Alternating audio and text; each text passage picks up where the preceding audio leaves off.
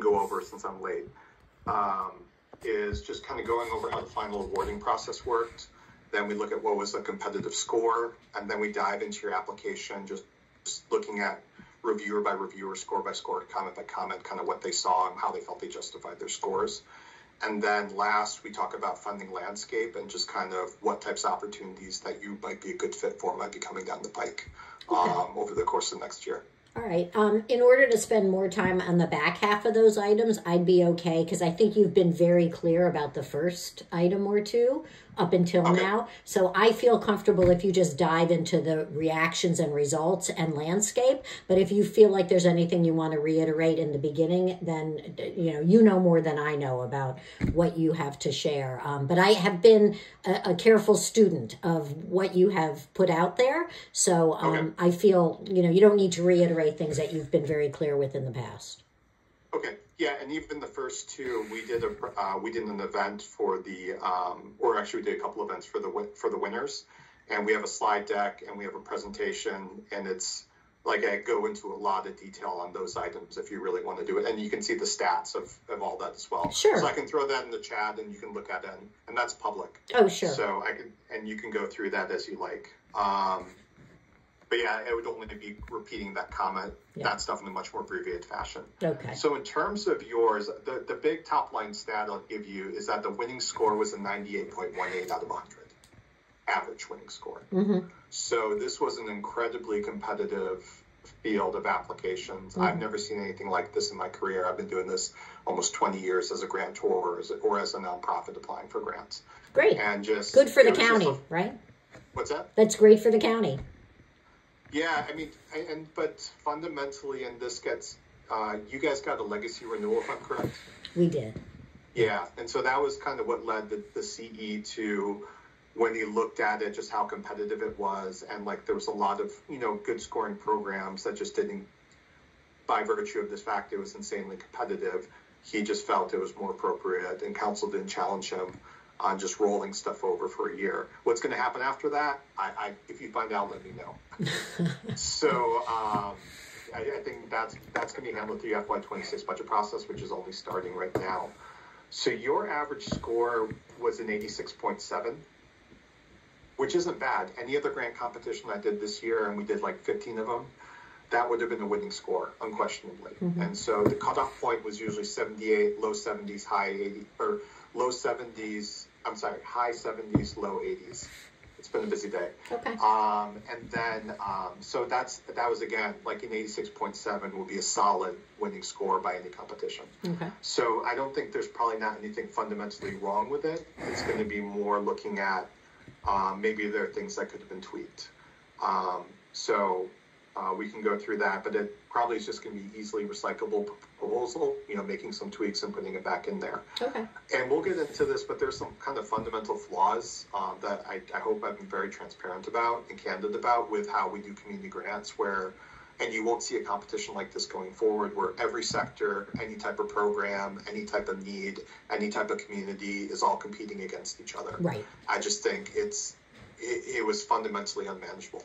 We did 9 different grants programs between January and April of last year, from start to finish, while this was all mired in the problems that it had. So, I mean, we can do grants competitions fast and easy and quick and, sure. and equitably, but we have to restructure it. And so you'll see that, and some of that stuff might come out where kind of patterns I've been doing these conversations with you guys.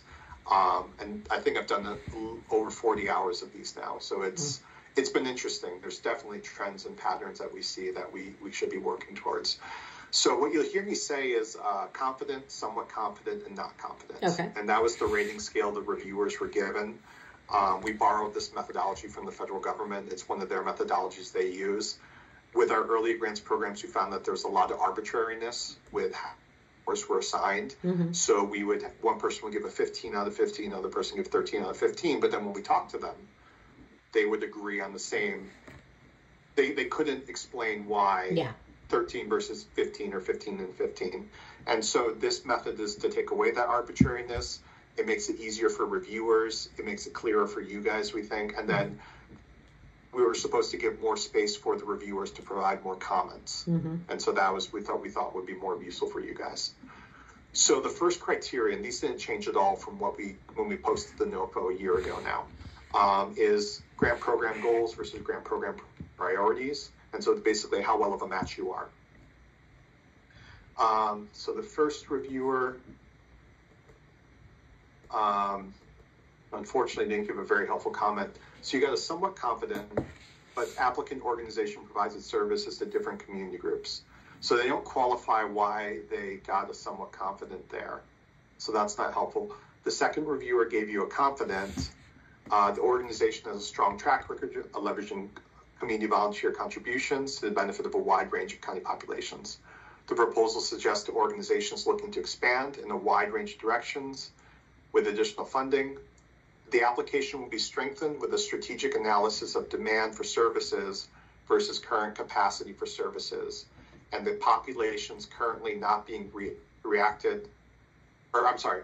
populations currently not being reached with the resources they provide. Let me just throw that in the chat. Oh, that'd be so helpful. Thank you. Now, will I be able to just mass copy the chat before we hang up? Is that available on this platform? That's okay. Honestly, I honestly don't know. We're working on developing a report to kind of distill this and send it out to you. We just haven't had the bandwidth. Oh, okay. That's awesome. I've just copied it now. It's fine. But I know on Zoom I can click something at the end and it copies the whole chat for me. So that's fine. Yeah. I don't want to waste your time. That's fine. Yeah. And so yeah, they still gave you a confident, but that was a good piece of advice. And that person is they work for county government, and everyone was a county employee who reviewed these, but they're also a seasoned nonprofit leader. Okay. So I think they're one of our better reviewers in terms of providing a lot of context to what they did. Okay. The third reviewer, they give you a confident, and all they say is they definitely know their target audience. Yeah. So I wish that first reviewer had given more context of why they felt that was a lower score. Yeah. But sometimes that comes out in the later comments, okay. And it kind of qualifies what they do. So the next one is all fiscal management and budget related. Mm-hmm. The first subcategory for that is overall fiscal management. The second subcategory for that is how consistent the budget is with the rest of the proposal. We see a lot of budgets that look like they're for completely different programs. Yeah.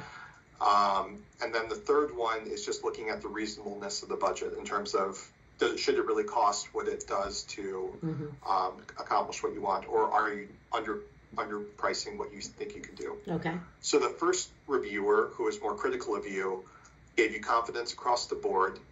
Applicant shows history of budget management and has previously worked with other grants successfully. So your history of implementing past awards came across. Okay. And by the way, they didn't see your past funding. That was, if they wanted to look it up, they could. That's public information. But that wasn't something we provided to reviewers. Okay. It was all neutral in that aspect. The second reviewer, they gave you somewhat confident across the board. The request for a new position to support newcomers is the strongest component of the application. It appears that the request is including a large amount of funding for current positions. It's unclear if that is necessary to continue current efforts or expand hours for new initiatives. Okay. I had thought that I had said that I wanted to hire a part-time. Oh, part of the problem. Well, no, because the application would have been forward. I wanted to hire a part-time refugee support manager with this funding. But once I had that idea and put it in the application, I actually met a Afghan refugee who came across so strongly that I hired her before we got word of whether or not we were going to get the funding. And I said, look, we'll make it work. I feel confident that she's going to be good. And if we get the funding, great. And if we don't, we'll face that bridge when we come to it. For now, we can take her on. And then one thing led to another. So I'm not sure at what point in the process or if what I just said even pertains to his remark. But thank you for copying it, and we'll chew on that. Yeah, I think, but what you just mentioned, that was what they felt was strong, was there was it was clear. Oh, how we were going to use it. Clear, that new position was this position makes sense. What they're raising questions on, and I've seen this across a lot of other reviews, is the money for the existing staff and how that is. And you see that a lot where positions what's the relationship with this position to the program? And so that was a pretty consistent. What this person's saying here is pretty consistent with what other reviewers have dinged people on. Is, well, what's this role? Is this an administrative backup role? I think culturally in the county, there's an issue where, and again, as a former nonprofit leader, I am very sympathetic, where there's not this appreciation for the need for backup support and infrastructure support. So I don't think that's it because this person's here, but I think they wanted, a lot of reviewers were looking, what's the connection between this position and the and the program? So that gets raised a lot. If I could ask you, because the county has, and HHS has, been very happy for all these years to fund my position, not fully, but a portion. And we, as I know you talk to so many organizations. I'm the only full-time person. I now have an administrative 20-hour-a-week person that just, does administrative, and this refugee support person for 20 hours a week. And for a while we had a person 20 hours a week doing our computer digital empowerment program. So I had included in this particular grant request funding for my salary, because that had always been okay. Our treasurer seems to think that you should always be growing when you ask for grant funding. So was that person saying they're going to pay for her no matter what? So why are they asking us for that? That's just like general running of the organization. I think they wanted some explanation. I think that was it. It just was unclear to them, is what I'm taking out. It's kind of like, if that's been always part of it, is that this is part of something that you've always had, then I think that might be, or how these like support positions support overall operations. I think overall they just say it's unclear if that's necessary to continue current efforts. So I think really what you see a lot of, including in this one, is show me that connection between the impact you say you're going to have in this position. Why is this position necessary? Oh my God, I'm the one that creates every project. I wonder if it is legit to ask for reimbursement or funds available for the only person who's full-time there. Maybe they feel like it isn't. Yeah. I don't know if it's that we weren't clear enough, or that it's just not a desirable ask. I think it's clear enough.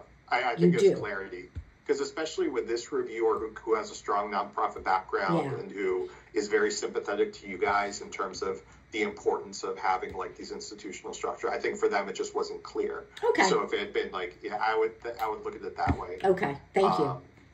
Yeah. And that's a common criticism. Mm-hmm. It's just kind of why is there a need for this position? But when people had very clear justification, you don't see that come up as an issue. Okay. The third reviewer gave you confidence across the board. They were maybe not looking at it in this detail, and they just said they know the amount to make the program successful. So maybe they're looking at the overall amount.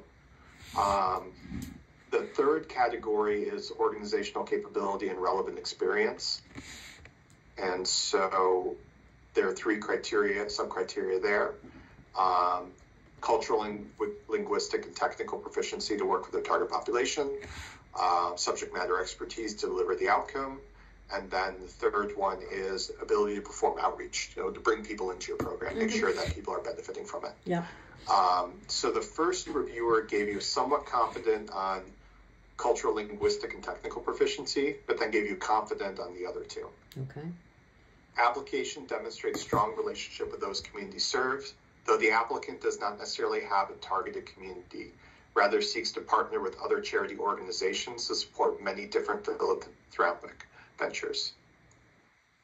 Well, some of our programs we stand behind, government agencies and nonprofits, and some of them we are, like the refugee work, we're often out in front. So it's interesting. I think it's very confusing to have an organization like ours, tell me if you disagree, that does so many different things on one application. That's actually been a problem with others I've seen, where they say, where I've seen actually reviewers say this should be different grants.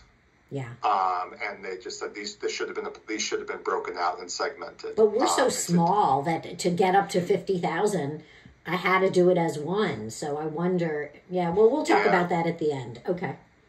Did you apply for the community project funds? No, because this was going to cover it all. And then I said, well, we can apply for some of these other things. At the time that you first offered one of them, I thought, I'm not ready for that. We're such a perfect fit for that. And it was the refugee position I was thinking of, support position. I'm not ready for that. And then this came out and the minimum was 50. So I kind of just rethought how we were doing things and put it all in. We don't really want to grow to where spending a lot of money is what we do, at least not now, which is so cost effective for the county and for the people who get served. But I think it's harder to justify some of what we do and put it on paper, if that makes sense. Yeah. And I think that's where I've tried to create that separate lane for smaller nonprofits, because I totally agree with you. And when I worked in the nonprofit sector, I felt that was like a pressure that I always wasn't comfortable with, was you have to grow. It's like, well, what if you're good? What if you secured the lane, you're focused, and you're doing this good thing, and you're at capacity? And we do it so economically, right? Yeah. And so I think that's where the Community Project Fund is tended as this lane for folks, smaller projects. That's going to get revised. Like if that was a problem for you last year, the definition of what called a small, medium, emerging nonprofit, that's going to get revised. I'm talking to Bridget Howe about coming up with a consistent definition that we share between nonprofit and Montgomery. The problem that I had last year was that there's no definition. Like you throw that word out there a lot, the small and emerging nonprofits, but you cannot get anybody. Like I'm even talking to someone like Elijah Wheeler at Collaboration Council or Courtney Hall at Interfaith Works. I mean, it was just they just kind of had like a off the back of the envelope type idea, but there's nothing out there. So I think that if there's not a national definition, there's no federal definition that I could find, then I think Bridget and I agreed that we're going to try to come up with a county one so that when we're speaking and doing things, because that's who she's focused on too. But I think there's a value in that with you guys working very economically where there's not a lot of overhead and, most, if not all the dollars are going right to programs, that we create that separate lane. But I think that was also like kind of another trend I noticed where you would see a lot of smaller organizations just get beat out by these behemoths or these titans. And so it's an uneven playing field. And so my takeaway from a lot of this as well is like to the county is like we need to keep on segmenting. We need to be segmenting not just by topical area, but new organizations versus veteran ones, smaller organizations versus larger ones, new projects versus continuing projects, because you see new projects just had a fundamental bias across the board by reviewers where they said, this looks nice, but there's no track record. This is nice, but there's no track record. And when you have a 98.18, thing, you're done. So I think that's something we as a county have to be doing. And as we structure these is to create separate lanes. Maybe it's the same program, but there's money for these. There's a certain amount of money for folks who meet this criteria, and then other money for people who do differently. But it just kind of creates this fundamental imbalance. But I think, for your organization, your size, I think that'll be something to get to the fourth agenda point. I think the Community Project Fund will be something that will be good for you because it's really going to it'll be expanded to be more inclusive in terms of who's eligible.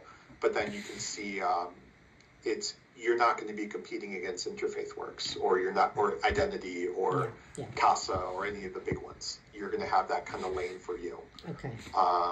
So that's something to look forward to.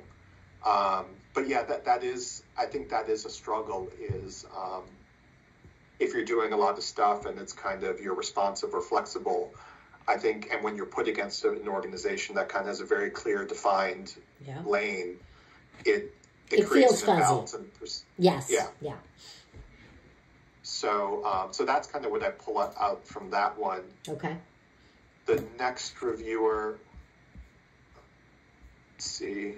And I think actually looking back at that reviewer's comment, I think that kind of also qualifies why they gave you a somewhat confidence because you're doing a lot of different things. So yeah. They couldn't really just feel it and taste it and smell it, but okay, got it. So the next one is the next reviewer gave you somewhat confident for the first two. So that's the target population and the subject matter expertise. And they note the application will be strengthened by addressing the current organizations also working on the same issues identified, ways their proposed services closes gaps in existing services available. So I'll throw that in the chat as well. Okay. The application would be strengthened by addressing the current organizations also working on the issues identified. Okay, so service mapping, more or less. So who else is doing this work and ways your proposal closes gaps in existing programs? So who else is doing the type of stuff you're doing? Where are the gaps that you're filling? And that's a pretty common comment as well. That's interesting. I would have felt like I was trashing others and I wouldn't have done it, but I understand how that helps people at the county level understand, identity does this and interfaith does this and this and this and this, but we're giving them all computers, or we're giving them all meals, or we're giving, okay. Yeah, so that's something too.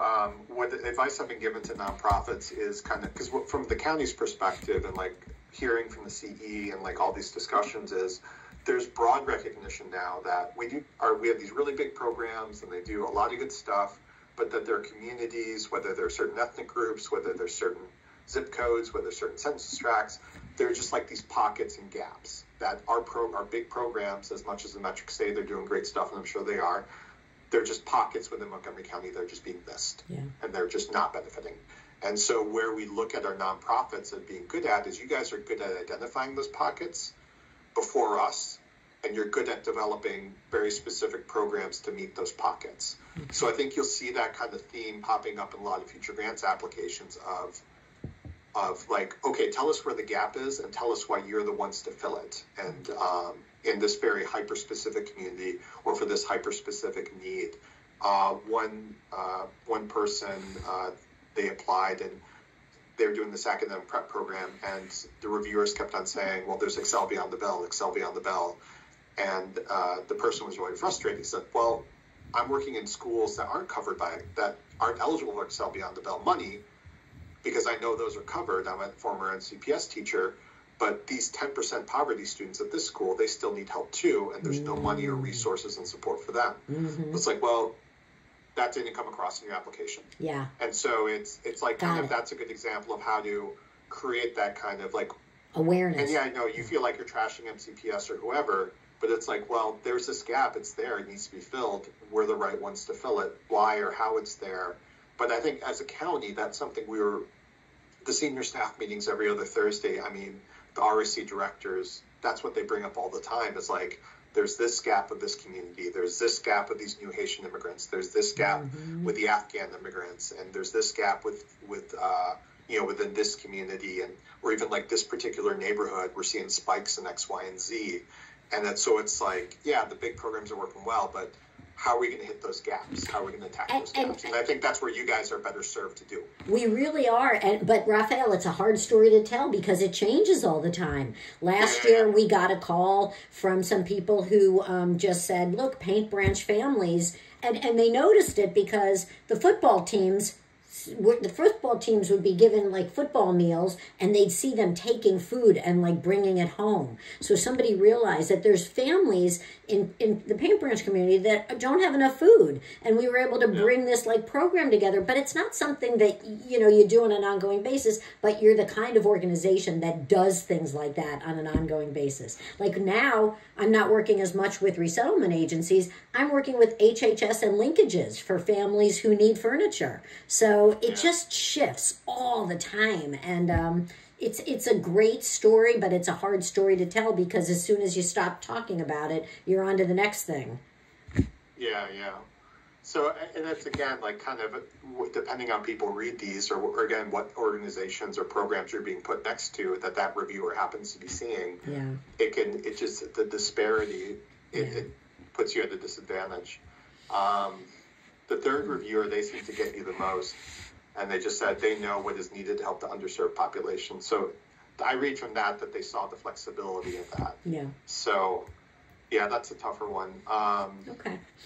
The next one is the performance plan and performance history. So there's 4 subcategories there. Performance plan overall, that's like looking forward, what you're going to accomplish with the money.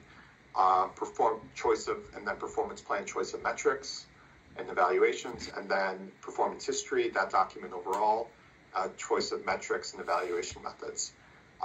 So the first reviewer, interesting, they gave you a somewhat confident on both the performance plan, performance history, but then confident on the metrics. Okay. Organization seeks additional funding to support and expand current organizations. Organization seeks additional funding to support and expand current organizations. So meaning the second time they said organizations, they meant the nonprofits and the agencies that we're supporting. To expand the number of places that we can support. I'm sure that's what they meant, yeah. So it's interesting. So they liked the metrics, but somehow the document they felt less confident in. But their comment is not helpful. All right. It doesn't tell me what. Yeah.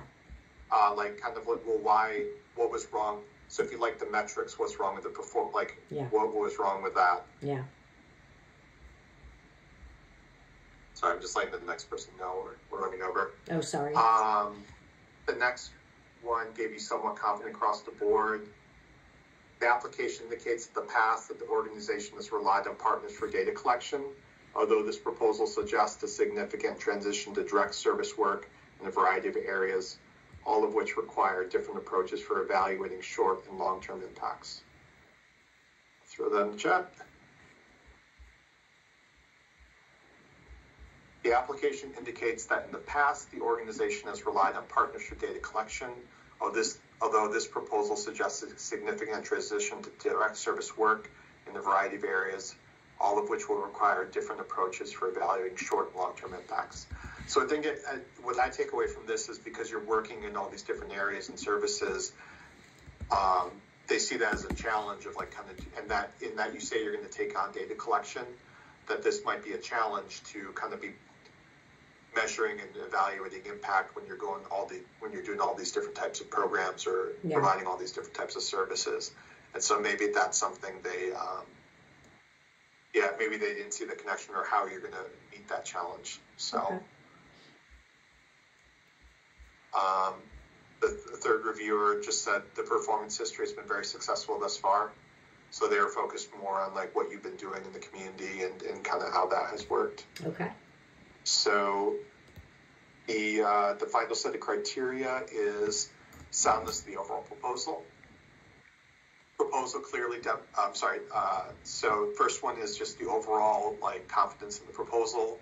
The second one is your implementation plan, the timeline that you put together, that document, and then the contingency. If we gave you less money, would you still have a viable program? Okay.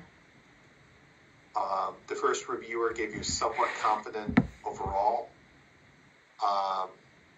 and then confident for the other two. Grant funds would directly support charity work that is ongoing. So, okay. So why the somewhat confident?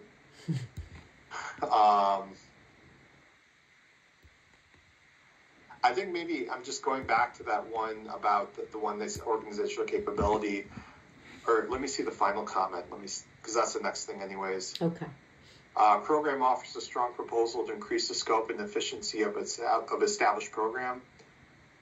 As the program, as represented in this application, serves multiple communities by partnering with other organizations and providing manpower.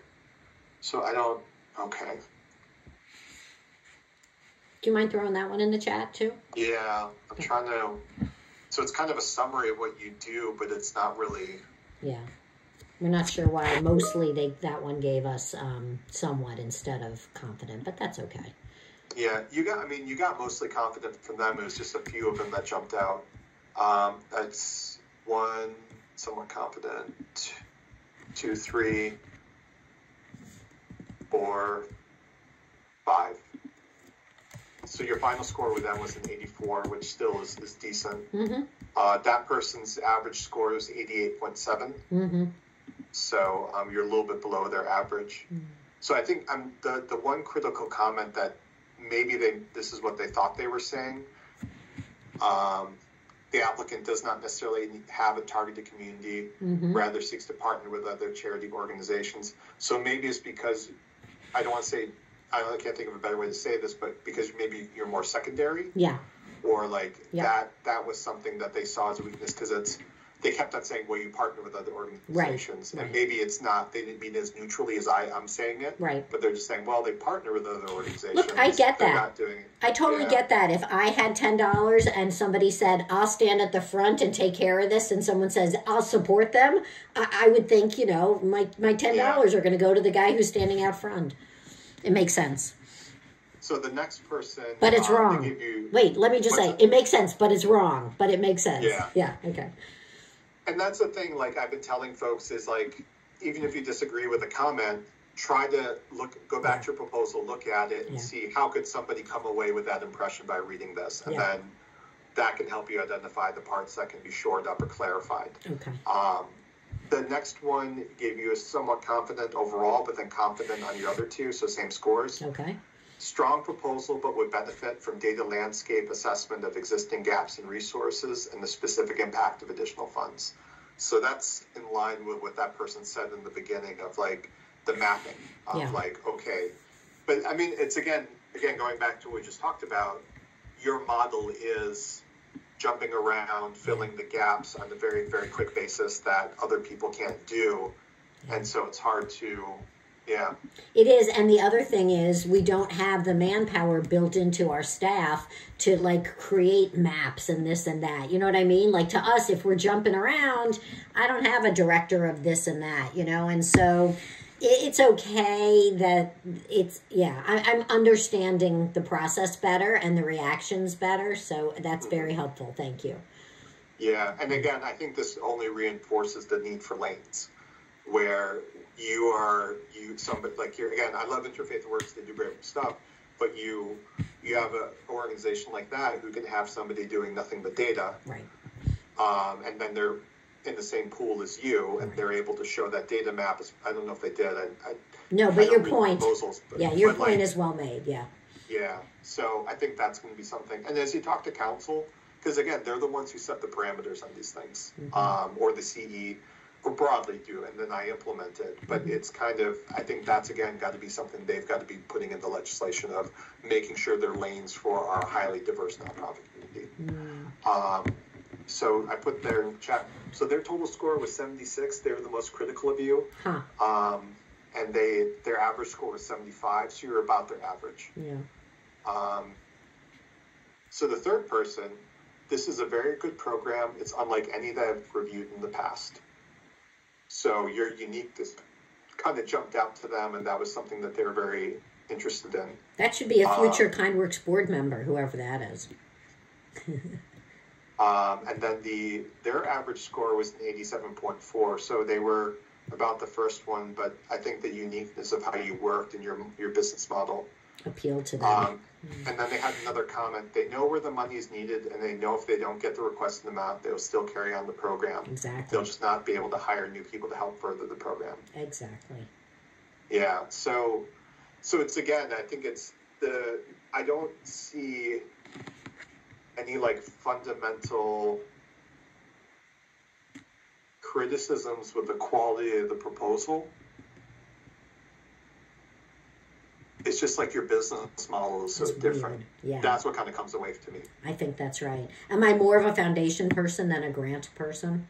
I mean, than a county grant thing? Am I better suited to a foundation that just loves that kind of quirky whatever because they know they're going to get so much done? Yeah, I think it depends on again the strategic direction of the county where we want to go. Do we want to? I think, again, with community project funds, and there is a greater interest in us doing more micro grants and smaller grants. I know that's a pain to get, to run by $5,000, $10,000, $15,000, $25,000 grants.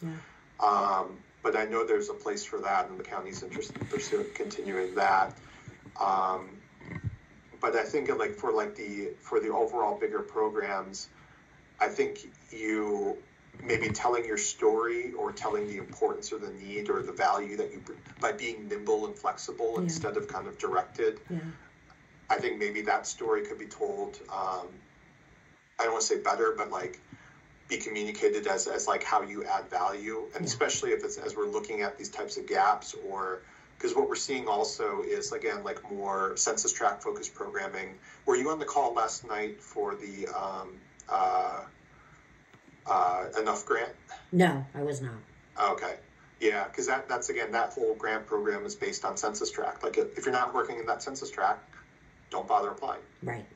And so, but I think there's more of a move towards that where we're seeing certain zip codes prioritize the Office of Food System Resilience with their school-based program. They're like, these are the schools. These are the schools you're working with, or you're not working, or you're not, or don't apply for a grant. Right.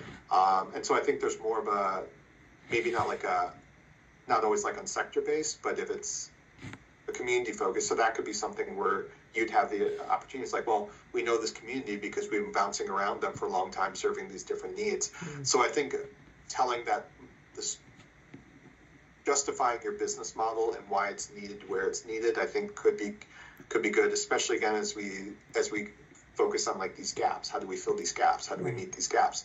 So I think that could be something there where you would be more competitive. And again, had this been any other grant program, you would have been solid. Like, so I think that's really it. I mean, maybe more telling the story about how you're going to collect data across these other, jumping from sector to sector, that you have the ability to do that. But yeah, I think for the smaller grants programs, like $50,000, $100,000, like, yeah, that's fine. You would be fine for that. But yeah, I think there is the foundation world does seem to be more rewarding of innovation.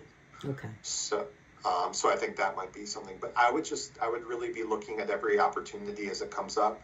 Check out the NOFO, see if it's going to be a good fit. Mm-hmm. We always do the information sessions, attend those, reach out to us kind of if there's things. And that's like where this Enough Grant app thing that I went to last night was there's this tremendous amount of misunderstanding of how the program will work and be prioritized. And the state did a good job of saying, no, this is what we're looking for. This is what the priorities are. I don't think it was evident in the NOFO that they wanted that, but it was helpful to hear that. And I think it was helpful for the nonprofit partners to hear that. Okay. And then if it seems like it's a good fit, apply. If not, then you have other things to use your time on. Right. So, I appreciate it. Before you go, and I'm sorry to ask, I hope you haven't closed that screen. Can you copy that last reviewer's comments into the chat for me? I have the first two. Thank you so much. And thank you for your time, and I hope everything calms down for you and for Allie. I'm hoping so too. Yeah, on my end, we had our daycare melted down and decided they were going to close the last 2 weeks of August. So my wife and I were playing hot potato with our 4-year-old. Oh, so that's fun, right? It was fun. It was great. It's just when you, but I don't know if you ever met Olga or saw her, but she's on maternity leave till November. Mm. And then Allie had some health issues that she needed to focus on. And so it's just like short-staffed. And now her dog's health. So, oh my goodness. Yeah. And then our Donna, I don't know if you interacted with Donna, but she left, and so we're hiring her position again. So we're just really short-staffed. Yeah. All right. Well, good luck to you. Thank you. Oh, the other funding opportunity, marijuana commission funds. So that's going to be about 6 to 9 months away. The state collects tax revenue for all marijuana sales. They go into a pool. Then they get distributed to the county. About $1 million is going to come the county's way. And again, that's going to be more hyper-focused on meeting the needs and supporting communities impacted by the war on drugs. So maybe that's something we do. They've created a commission, but they haven't staffed it yet. Okay. They haven't chosen people to be on the commission. So once it's staffed up, my role will be to help them create a grants program. It'll be run through OGM. But I think that based on what you do and the communities you serve, that's probably going to be up your alley. Huh. But that's about 6 to 9 months away. Okay. Well, yeah. I would like to take the opportunity to personally thank you and whoever else through you was responsible for doing what you did in the way that you did it, which is you are not getting a grant after all these years, but we're extending you an extra year. That was just such a soft landing that was a very, very generous way to move us from where we were to where we need to go. Thank you. That's the county executive. That was really his, it's again, you look at it, it's again, like you should have got, I mean, any other grant competition I ran this year, you would have gotten a grant. Right. And so there was a lot of partners, and I think that, and we happen to have the money. Yeah. But I think, again, with FY26 or how that's going to be, is there going to be another competition or something? That's all being kind of, I mean, I have to set up an options paper or something, but like that's still being like thought through and decided. So there's no news. But yeah, that was really the county executive was just okay. Then I owe him a letter. I owe him a letter. Okay. Okay. Thank you so much. Have a good night. Bye bye.